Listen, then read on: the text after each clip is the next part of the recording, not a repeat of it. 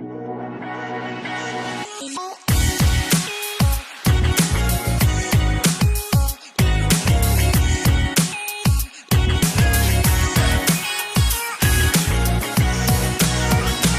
you got to bring the contracts with you, and you got to bring the lead sheet with you, like what you know, so you know every detail of the property, and bring the letter of intent with all the 4 offers inside of it, so you know all the offers. And what's one of the best things you can do when you're going to a property, going to an appointment?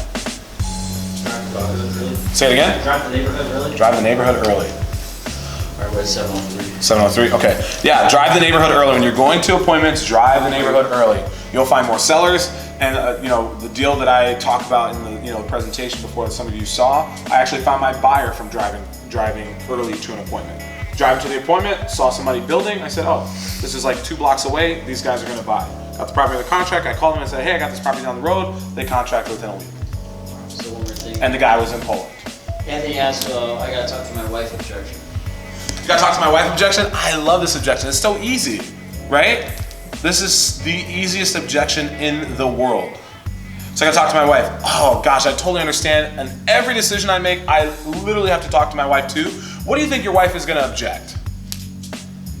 She's gonna object what, Russell? What's your wife gonna say? She's gonna object. The price is too low. The price is gonna be too high? What about the price? What do you think she's gonna say about the price, Russell? It's too low. It's too low? What would you think your wife would want for the property? 30 grand more. So you're saying that if we were able to pay you 30 grand more, your wife would do the deal? Yep. So are you sure that's your wife's objection or yours?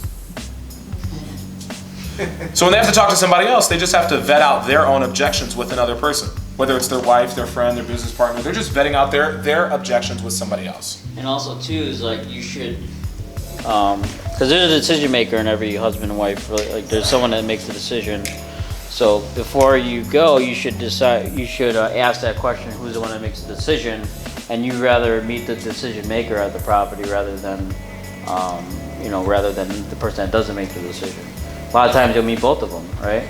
But if he goes objection, I got to talk to my wife. Hey, I thought you agreed you're the decision maker. Are you not the decision maker? And, now we just talked about this before we showed up, right? Don't play to their ego. Right. And then if they say I'm going to talk to my wife, I just I just tell them, like, hey, let's see if we can get your wife. Like if they really have to talk to their wife, they're not doing the deal without talking to their wife. Let's get your wife on the phone right now. Call her, and then we'll 3-way and we'll talk about the deal.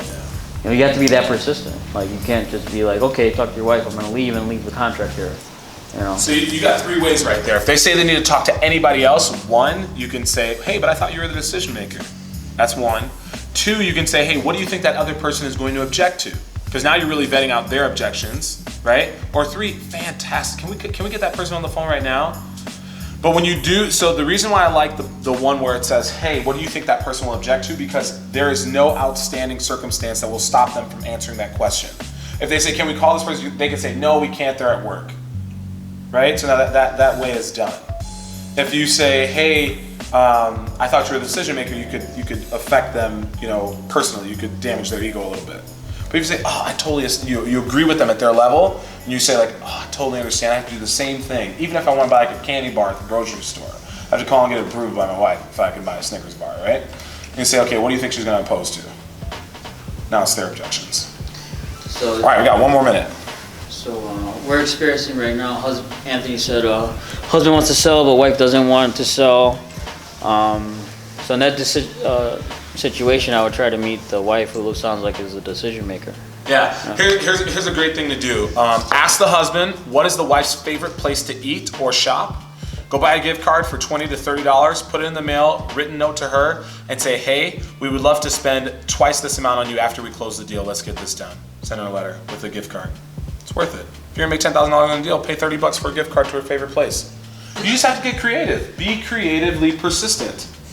Don't do the same thing over and over. Is a $30 gift card to Chili's worth it if you're gonna make $5,000 to $10,000?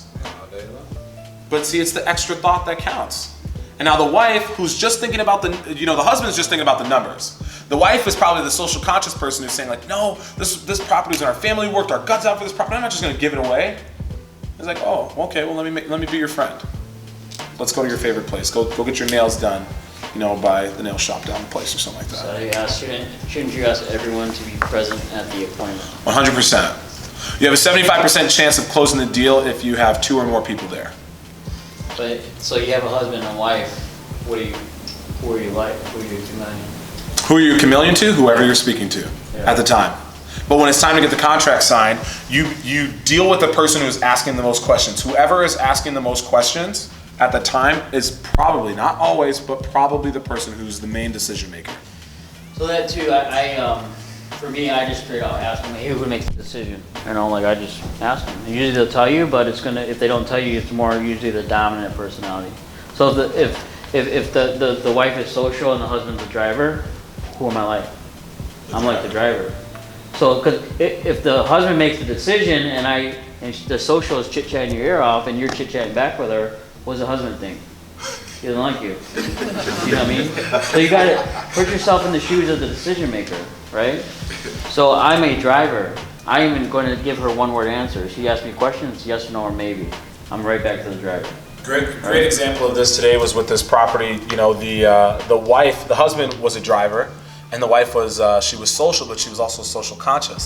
So the husband would ask a legitimate question, and I'd answer his question very definitively and very directly, and then I'd make a joke with the wife while he's reading the rest of the contract. So I'd answer his question very definitively and directly, and then joke with the wife. So she's laughing and giggling, whatever have you, and then boom, he's going through, signing the contract.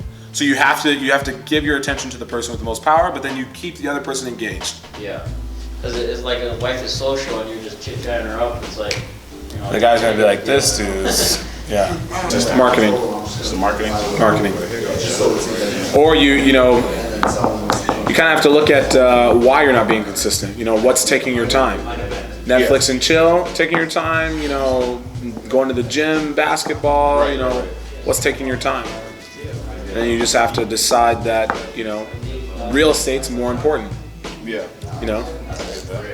Yeah. I do still have a job on the side. Oh, do you? Okay. Yeah. So then it might make sense to, get a VA and have the VA consistently taking those RVMs or doing the voice broadcasts or cold calling or whatever. Yeah, Russell was telling me I should probably look into kind of building my team now that way as far as 100%. and everything. 100%. Let me ask you this: do you ever have people ask you, "Hey, Alan, can you show me like what you do, how you do it?" Yeah. There's a free virtual assistant right there. oh yeah. I mean, those are just like friends around the neighborhood type thing. Free virtual. There's a 90-day cycle from start to deal close every time you have to restart. Every time you have to restart your marketing, you got to go 90 days again. 90 days again. But if your marketing is consistent, you never have to go that 90-day period, and then it builds, and then you can hire somebody. So 2 things then. So I would build capital to get ready to hire somebody. You don't need much. We're talking about VA that's maybe $600 to $800 a month. And I would get ready to invest leads probably 30 to 60 days after they've ramped up. So after they understand the business and then they ramp up, you got a leads manager, they understand the business, they've ramped up, and then boom, you can drop a heavy amount of marketing, they can handle it. They understand the system, they understand the process, they understand what to do, but there's gonna be a ramp period. Yeah. Right? So to kill that 90-day process, you gotta keep feeding the beast. Yeah. How much do you normally pay your leads manager?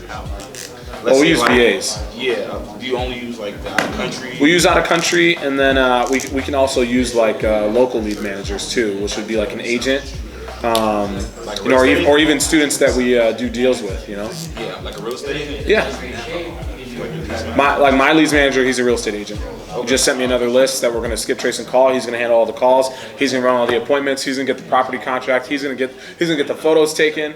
Wow. Well, I'm guessing my guy's not gonna be doing all of that. Why not? Don't guess anything. Okay. Just contract it how you can. Now there's gonna be a period of where you have to train them. Right. But if you're with the REIWolfpack, then you can just say, hey, log into the system, Right. study everything, and then go do it. Yeah. I'll talk to you at 5:30 p.m. when I get out of work. Right? Like we've created a system for everybody to where they can just plug it in, and let them teach it. Because that's gonna be the biggest drop off. Yeah. When you get ready to go teach somebody how to do what they need to do to support you in your business. Yeah. But if you're with the REIWolfpack, then we already set it all up so they can watch all the systems and do everything from there. So then they call you and say, hey Alan, like what do I do this? Did you watch the video? you can just point them back and say, hey, did you watch the video? Yeah. So we've already created the training system for you. Yeah.